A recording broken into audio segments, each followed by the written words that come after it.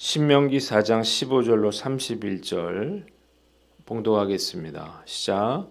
여호와께서 호렙산 불길 중에서 너희에게 말씀하시던 날에 너희가 어떤 형상도 보지 못하였은즉 너희는 깊이 삼가라. 그리하여 스스로 부패하여 자기를 위해 어떤 형상대로든지 우상을 새겨 만들지 말라. 남자의 형상이든지 여자의 형상이든지 땅 위에 있는 어떤 짐승의 형상이든지 하늘을 나는 날개 가진 어떤 새의 형상이든지 땅 위에 기는 어떤 곤충의 형상이든지 땅 아래 물속에 있는 어떤 어족의 형상이든지 만들지 말라. 또 그리하여 내가 하늘을 향하여 눈을 들어 해와 달과 별들 하늘 위의 모든 천체 곧 너희 하나님 여호와께서 천하 만민을 위하여 배정하신 것을 보고 미혹하여 그것에 경배하며 섬기지 말라. 여호와께서 너희를 택하시고 너희를 쇠 풀무불 곧 애굽에서 인도하여 내사 자기 기업의 백성을 삼으신 것이 오늘과 같아도 여호와께서 너희로 말미암아 내게 진노하사 내게 요단을 건너지 못하며 내 하나님 여호와께서 내게 기업으로 주신 그 아름다운 땅에 들어가지 못하게 하리라고 맹세하였은즉 나는 이 땅에서 죽고 요단을 건너지 못하려니와 너희는 건너가서 그 아름다운 땅을 얻으리니 너희는 스스로 삼가 너희 하나님 여호와께서 너희와 세우신 언약을 잊지 말고 내 하나님 여호와께서 금하신 어떤 형상의 우상도 조각하지 말라. 내 하나님 여호와는 소멸하는 불이시요 질투하시는 하나님이시니라. 내가 그 땅에서 아들을 낳고 손자를 얻으며 오래 살 때에 만일 스스로 부패하여 무슨 형상의 우상이든지 조각하여 내 하나님 여호와 앞에 악을 행함으로 그의 노를 일으키면 내가 오늘 천지를 불러 증거를 삼노니 너희가 요단을 건너가서 얻는 땅에서 속히 망할 것이라. 너희가 거기서 너희의 날이 길지 못하고 전멸될 것이니라. 여호와께서 너희를 여러 민족 중에 흩으실 것이요 여호와께서 너희를 쫓아보내실 그 여러 민족 중에 너희의 남은 수가 많지 못할 것이며 너희는 거기서 사람의 손으로 만든 바 보지도 못하며 듣지도 못하며 먹지도 못하며 냄새도 맡지 못하는 목석의 신들을 섬기리라. 그러나 내가 거기서 내 하나님 여호와를 찾게 되리니 만일 마음을 다하고 뜻을 다하여 그를 찾으면 만나리라. 이 모든 일이 내게 임하여 환난을 당하다가 끝날에 내가 내 하나님 여호와께로 돌아와서 그의 말씀을 청종하리니 내 하나님 여호와는 자비하신 하나님이심이라. 그가 너를 버리지 아니하시며 너를 멸하지 아니하시며 내 조상들에게 맹세하신 언약을 잊지 아니하시리라. 아멘. 오늘은 신명기 4장 말씀을 가지고 우상 숭배 금지령이라고 하는 제목으로 묵상 나눔하도록 하겠습니다. 한번 따라해 봅시다. 우상 숭배 금지 명령. 모세는 우상 숭배에 관련하여 5가지를 경고합니다. 첫째로 그들이 하나님의 형상을 보지 못했다는 것입니다. 15절에 이스라엘 백성들은 호렙산에서 검은 구름과 깊은 흑암 속에서 타오르는 불꽃을 보았으나 하나님의 어떤 형상도 보지 못했습니다. 모세는 이 사실을 깊이 명심하라 이렇게 경고했는데 그래서 그 누구도 하나님의 형상이나 우상도 만들어서는 안 되었습니다. 두 번째 16절로 19절 우상을 만드는 것은 스스로 부패하는 것이라는 것입니다. 또한 모세는 3가지의 우상 숭배를 금했는데 첫째로 남자와 여자와 같은 사람이에요. 사람을 우상 삼지 말아라는 것입니다. 둘째로 동물이나 곤충입니다. 땅 위에 있는 그 어떤 짐승 또 곤충의 형상 또 물속의 물고기의 형상으로 우상을 만들어도 안 된다는 것입니다. 세 번째, 해와 달과 별과 같은 그러한 천체도 우상으로 만들어서는 안 됐습니다. 이 세상에 존재하는 어떤 것으로도 하나님의 형상을 만들어서는 안 됩니다. 하나님을 보이는 형상으로 만드는 것 자체가 우상이고 그러한 행위는 스스로 부패하는 지름길이기 때문이에요.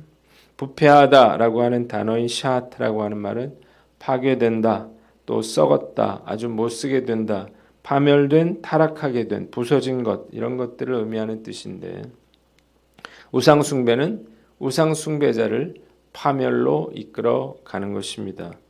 세 번째, 20절로 24절 질투하시는 하나님이라고 하는 거예요. 자, 이스라엘 백성들은 하나님께서 택하셔서 애굽에서 종노릇하던 그들을 구원하셔서 하나님의 소유로 삼으신 그러한 백성들이었습니다.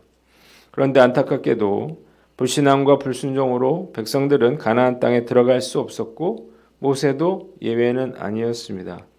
그러나 그들의 자손들은 가나안으로 들어가서 아름다운 땅을 차지할 것이었는데 그들은 하나님께서 주신 계명을 지키고 어떤 우상도 만들지 말아야만 했습니다. 하나님은 삼키시는 불이고 질투하시는 하나님이시기 때문인데 하나님의 심판을 피하려면 철저하게 계명에 순종해야 했습니다. 네 번째, 25절로 28절 우상 숭배에 대한 하나님의 강력한 경고가 기록되어 있습니다. 모세는 만일 그들이 약속의 땅 가나안에 살게 됐을 때 어떤 형태든지 우상을 만들어서 섬기고 악을 행한다면 그들은 약속의 땅에서 오래 살지 못하고 전멸될 것이고 하나님께서 그들을 흩어버리셔서 흩어진 곳에서 보지도 듣지도 먹지도 냄새도 맡지 못하는 그러한 우상을 섬기게 될 거라 이렇게 경고하셨습니다. 마지막으로 29절로 31절은 자비의 하나님인데요. 그러나 만일 그들이 불순종해서 환난을 당한다 하더라도 마음을 다하고 뜻을 다하여 그를 찾으면 하나님께서 그들을 만나 주실 것이다 이렇게 말합니다. 여호와 하나님은 자비와 긍휼의 하나님이시기 때문입니다. 하나님은 그들을 결코 버리지 아니하시고 멸하지 않으시고 언약을 잊지도 않으실 것이었습니다. 한번 따라해 봅시다. 우상 숭배를 금하라. 수원 화성행궁 옆에 대승원이라고 하는 절이 있습니다. 이 절에는 정말 대형 미륵 황금 불상이 있어요. 그리고 그 밑으로 이어지는 재래시장에 이르는 길가에는 점집들이 수두룩합니다. 저는 이 불상을 보면서 정말 우리나라가 우상 숭배의 나라구나 라고 하는 생각을 했습니다. 어느 관광지를 가든 절이 있어요. 불상이 있습니다. 물론 불교가 우리나라의 역사고 또 문화라는 사실은 부인할 수 없지만 놀라운 것은 2024년을 살고 있는 오늘도 수많은 사람들이 이 불상 앞에 머리를 조아리면서 소원을 빌고 있다는 것입니다. 왜 사람들이 이런 불상 앞에서 이렇게 머리를 조아리면서 소원을 빌고 있을까요? 이런 불상이 우환을 쫓아주고 그리고 복을 준다 이렇게 믿고 있기 때문입니다. 정말 어리석은 사람들이 아닐 수 없는데 우상은 사람이 손으로 만드는 것이기 때문입니다. 그래서 우상은 화를 주거나 복을 줄 수 있는 존재가 되지 못합니다. 우상에게 빌어봐야 아무 소용도 없는 것이죠.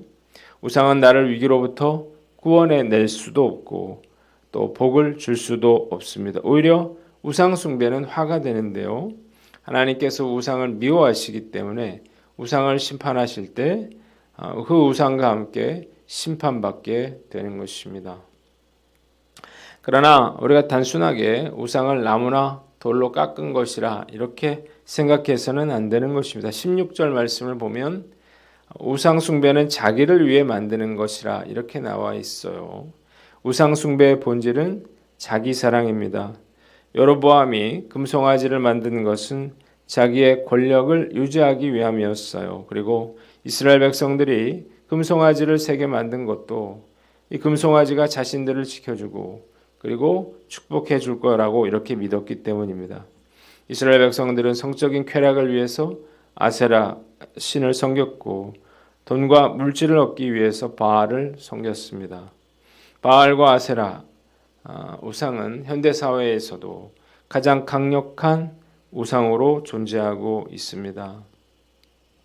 우상의 형태와 방식은 시대마다 다른데 펜인가 제자인가의 저자 카일 아이들만은 오늘날 사람들은 조각된 신상이나 황금 신상에 절하는 대신에 신용카드라든지 검색 엔진이라든지 달력을 가지고 절한다 이렇게 말했습니다.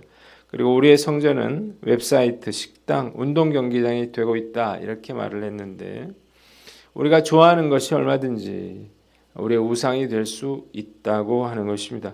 돈을 좋아하면 돈이 우상이 되겠죠. 자식을 좋아하면 자식이 우상이 되고 취미를 좋아한다면 취미가 우상이 되는 것입니다. 우리가 한번 생각해 봐야 되는 거죠. 내가 과연 하나님보다 더 사랑하는 것은 뭔가? 더 관심을 가지고 있는 것은 뭔가? 저는 자동차 회사에 입사했을 만큼 자동차를 좋아했었는데 하나님보다 자동차를 더 좋아하는 것이 우상 숭배임을 알고 제가 마음을 접었었습니다. 그 어떤 것도 우상 숭배가 되지 않도록 늘 깨어있는 저와 여러분들 되시기를 주님의 이름으로 축원합니다. 두 번째, 오직 하나님만 사랑하라는 것입니다. 한번 따라해 봅시다. 오직 하나님만 사랑하라. 모세는 하나님이 질투하시는 하나님이다 이렇게 말했습니다. 왜 하나님이 질투를 하실까? 이유가 있습니다. 당신의 자녀들을 너무나도 사랑하시기 때문이에요. 나는 질투하지 않는다 이렇게 말하는 분들이 있습니다. 정말 누군가를 한 번도 진정으로 사랑해 본 적이 없는 사람이죠.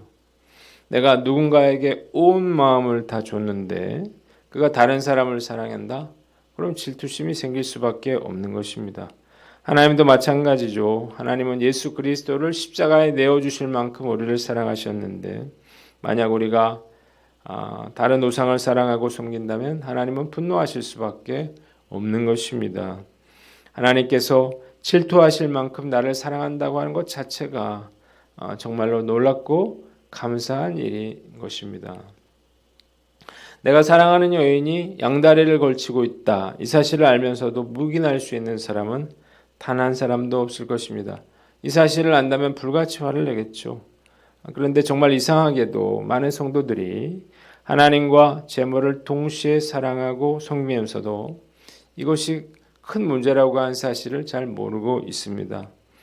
누가복음 6장 13절에 너희는 하나님과 재물을 겸하여 섬기지 말아라 이렇게 예수님이 경고하셨는데 양다리는 결국 파국을 불러오겠죠. 이걸 우리가 모르는 척해서는 안 될 것입니다. 말씀을 묵상하면서 우리가 한번 생각해 봐야 되겠죠. 나는 과연 하나님만 사랑하고 하나님께만 모든 시선을 집중하고 있는가? 너는 마음이 없다. 이렇게 하나님이 저에게 말씀하실까 두렵습니다. 하나님 이외에 다른 것들에 나의 시선을 두고 마음을 두는 경우가 정말 많았기 때문이에요. 질투하실 만큼 나를 사랑하시는 그 하나님을 우리가 외롭게 해서는 안 될 것입니다. 매 순간 우리가 그 하나님을 의식하고 주님만 바라볼 수 있는 저와 여러분들 되시기를 주님의 이름으로 축원합니다. 마지막으로 마음을 다하고 뜻을 다하여 그를 찾으라는 것입니다. 한번 따라해 봅시다. 마음을 다하고 뜻을 다하여 그를 찾으라. 하나님은 그들이 만일 불순종해서 환난을 당하고 또 고통을 당한다 하더라도 마음을 다하여 뜻을 다하여 그를 찾으면 여호와 하나님께서 그들을 만나 주실 것이라 이렇게 말하고 있습니다. 하나님은 자기 백성들을 완전히 멸하지 않습니다. 잊지 않으십니다. 언약을 기억하고 자비를 베푸시는 분이시기 때문이에요. 이 말씀이 정말 저에게도 큰 은혜가 됩니다. 저 스스로도 제가 정말 믿지 못하기 때문인데 저의 결심이라고 하는 것이 얼마나 연약한 것인가 그런 생각이 들어요. 베드로처럼 그렇게 호언장담하다가도 어느 순간 작은 유혹에도 다 무너져 내리게 됩니다. 그러나 마음을 다하고 뜻을 다하여 그를 찾으면 하나님께서 저를 만나 주시겠다고 그렇게 약속해 주셨습니다. 그래서 넘어져도 다시 일어설 수 있는 것입니다. 그리고 이것이야말로 하나님께서 가장 우리에게 원하고 바라고 계시는 일일 겁니다. 오늘 말씀 앞에서 우리가 어떤 그러한 실수를 저지른다 하더라도 이 말씀을 의지하고 다시 회개하여 그 마음을 돌이키는 저와 여러분들 되시기를 주님의 이름으로 축원합니다. 기도하겠습니다. 하나님 아버지 감사합니다. 이 시간 주의 은혜를 구합니다. 성령께서 우리 가운데 함께하여 주셔서 우리가 우상 숭배를 금하게 하여 주시고 오직 하나님만 사랑하는 저희들이